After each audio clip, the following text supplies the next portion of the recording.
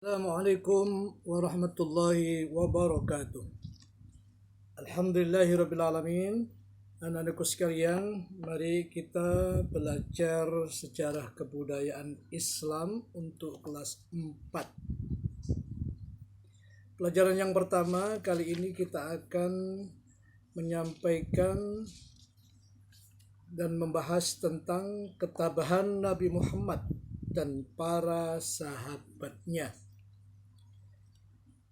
Yang pertama yang akan kita bahas adalah bagaimana ketabahan Nabi Muhammad dalam perjuangan dan dakwahnya serta para sahabat-sahabatnya ketika berjuang dan dakwah menyebarkan agama Islam.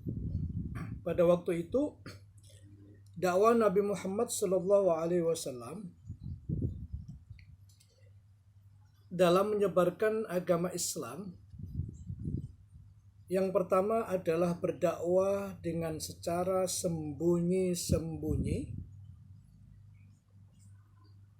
dan juga berdakwah dengan secara terang-terangan.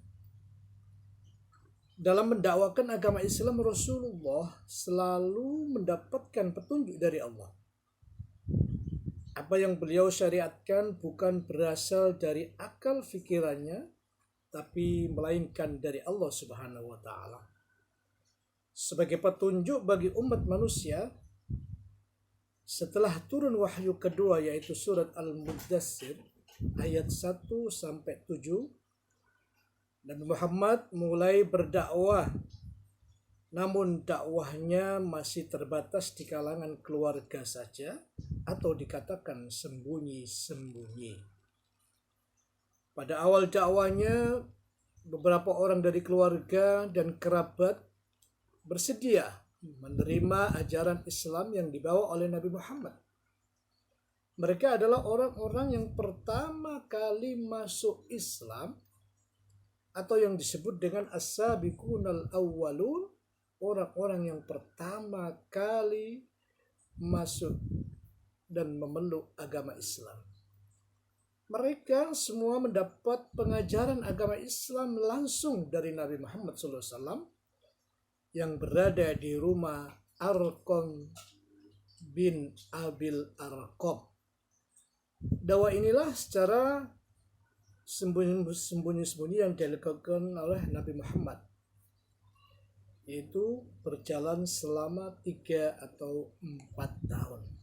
Nah, anak-anakku sekalian, setelah kita mendengarkan penjelasan sedikit tentang dakwah Nabi Muhammad secara sembunyi-sembunyi, itu adalah termasuk perjuangan Nabi yang dilakukan pada waktu itu. Kenapa sembunyi-sembunyi? Agar dakwah Nabi Muhammad ini menjaga kehormatan, menjaga toleransi, menjaga budaya pada waktu itu, sehingga Nabi Muhammad yang didakwai sebelum dakwah secara terang-terang itu adalah para keluarganya terlebih dahulu. Nah, oleh karenanya secara terang-terangan dakwah Nabi Muhammad dilanjutkan pada periode berikutnya, yaitu pada tahun yang keempat kenabian. Turunlah perintah Allah yang memerintahkan untuk berdakwah secara terang-terangan. Hal ini tersirat di dalam surat Al-Hijr ayat 94. A'udzu billahi minasyaitonir rajim. Fasda' bima tu'mar wa a'rid 'anil musyrikin. Maka sampaikanlah wahai Muhammad secara terang-terangan segala apa yang diperintahkan kepadamu dan berpalinglah dari orang-orang musyrik. Maka dari perintah tersebut beliau memulai dakwah secara terang-terangan dengan mengundang kerabat dan orang-orang yang terpandang dari kalangan kaum Quraisy dalam jamuan makan-makan. Pada kesempatan itulah Nabi Muhammad menyampaikan ajaran yang benar kepada mereka. Beliau juga mengajak semuanya untuk menyembah hanya kepada Allah, tidak menyembah kepada patung-patung dan benda lainnya. Akan tetapi orang yang hadir di sana banyak yang menolak ajakan Nabi. karena bertentangan dengan ajaran nenek moyang mereka. Sebagian mereka ada yang menentang dengan cara halus dan ada pula yang menentang dengan cara keras dan terang-terangan. Seperti paman Nabi Muhammad sendiri yang bernama Abu Lahab. Menolak dengan keras dan lantang. Ia mengatakan bahwa orang-orang kafir Quraisy akan memusuhinya jika Nabi Muhammad terus melanjutkan dakwahnya. Apa yang terjadi setelah melakukan dakwah secara terang-terangan itulah Nabi Muhammad dan para pengikutnya selalu mendapatkan tantangan dari kaum Quraisy. Akan tetapi beliau dan para pengikutnya selalu sabar dan tidak putus asa. Semakin keras tantangan kaum kafir Quraisy, Nabi Muhammad semakin bersemangat untuk berdakwah.